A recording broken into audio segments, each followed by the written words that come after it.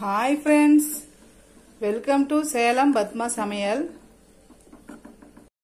இன்னைக்கு நாம என்ன பார்க்க போறோம்னா ஒரு சிம்பிளான கூட்டு பாத்தீங்கன்னா முருங்காய் வச்சு ஒரு கூட்டு. இந்த முருங்காயில நிறைய சத்து இருக்குது. இந்த மாதிரி நம்ம செஞ்சு கொடுக்கும்போது எல்லாரும் விரும்பி சாப்பிடுவாங்க. வாங்க போய் பார்க்கலாம். அதுக்கு முன்னாடி நம்ம சேனல் இப்பதான் புதுசா பாக்குறீங்கன்னா சப்ஸ்கிரைப் பண்ணிக்கோங்க. பக்கத்துல இருக்கிற பெல் பட்டனையும் கிளிக் பண்ணிக்கோங்க. இப்ப பாருங்க நான் வந்து ஒரு சட்டி வச்சிருக்கேன். நான் முருங்காய் ஒரு பெரிய சைஸ் முருங்காயை இந்த மாதிரி சுத்தமா கழுவிட்டு இந்த மாதிரி கட் பண்ணி வச்சிருக்கேன். இதை சேர்த்துடலாம். இதை சேர்த்துட்டு இப்ப இதுக்கு தண்ணி சேர்த்துறேன். கொஞ்சமா தண்ணி சேர்த்துட்டு நான் ஒரு 1/4 டீஸ்பூன் அளவுக்கு மஞ்சள் பொடி வச்சிருக்கேன். இப்போ இதை சேர்த்துட்டு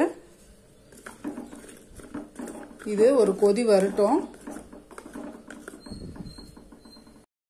இப்போ பாருங்க கொதிக்க ஆரம்பிக்குது. இப்போ நான் இதுக்கு காரத்துக்கு நான் 1 டீஸ்பூன் அளவுக்கு மிளகாத்தூள் வச்சிருக்கேன். அதை சேர்த்துட்டு இதுக்கு தேவையான அளவுக்கு உப்பு சேர்த்துக்கலாம். உப்பு சேர்த்துட்டு கலந்து விட்டுடலாம். இந்த காய் வேகத்துக்குள்ள ஒரு மசாலா அரைக்கலாம். அதுக்குள்ள நான் இந்த க்ளோஸ் பண்ணி வச்சால நல்லா வேகட்டும் காய். இப்போ அதுக்கு பாருங்க இந்த மிக்சி ஜாரில் நான் ஒரு 1/4 மூடி அளவுக்கு தேங்காய் இந்த மாதிரி கீனி வச்சிருக்கேன். அது சேர்த்துட்டு இது கூட கொஞ்சமாக கருவேப்பிலை, அதுக்கப்புறம் 1 டீஸ்பூன் சீரகம், ஒரு 10 சின்ன வெங்காயம் வச்சுருக்கேன். இப்போ இது வந்து கொரகொரப்பாக அரைச்சிக்கலாம். இப்போ பாருங்க முருங்காய் வெந்துருச்சு. இப்போ இதில் நம்ம இந்த அரைச்ச இந்த தேங்காய் பேஸ்ட்டை போட்டுடலாம். பாருங்க இந்த அளவுக்கு கொரகொரப்பாக இருக்கணும். தண்ணி ஊற்றாம நான் அடிச்சிருக்கேன்.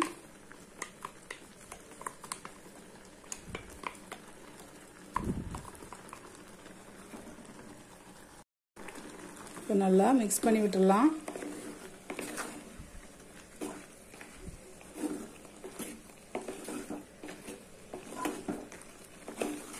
இது ஒரு 2 நிமிஷம் நல்லா அப்படியே வேகட்டும். எல்லாம் சேர்ந்தாப்புல. இப்போ பாருங்க நல்லா சேர்ந்தாப்புல எல்லாம் வெந்துருச்சு. இப்போ இதுக்கு ஒரு தாளிப்பு பண்ணிக்கலாம். இப்போ பாருங்க சட்டி வச்சிருக்கேன். இதில் நான் 1 டேபிள் ஸ்பூன் அளவுக்கு எண்ணெய் ஊற்றிக்கிறேன். 1/2 டீஸ்பூன் கடுகு, ஒரு பெரிய வெங்காயம் பொடிசா கட் பண்ணி வச்சிருக்கேன். அதை சேர்த்துக்கலாம். இது கூட கொஞ்சமா கருவேப்பிலை, கொஞ்சமா பெருங்காயப்பொடி. பெருங்காயப்பொடி கண்டிப்பா சேர்த்துக்கோங்க. ஏன்னா இது முருங்காய் கேஸ்டிக்கு, அதனால இந்த வெங்காயம் நல்லா செவக்க வறுத்துக்கலாம். இப்போ பாருங்க இது நல்லா செவந்துருச்சு. இப்போ இதை நம்ம கூட்டுக்கு மாற்றிக்கலாம்.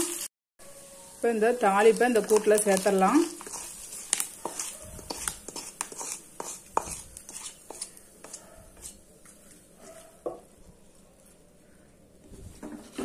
இது நல்லா கலந்து விட்டுடலாம்.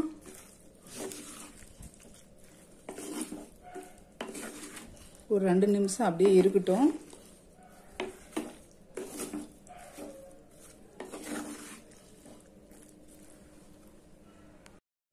அவ்வளோதாங்க.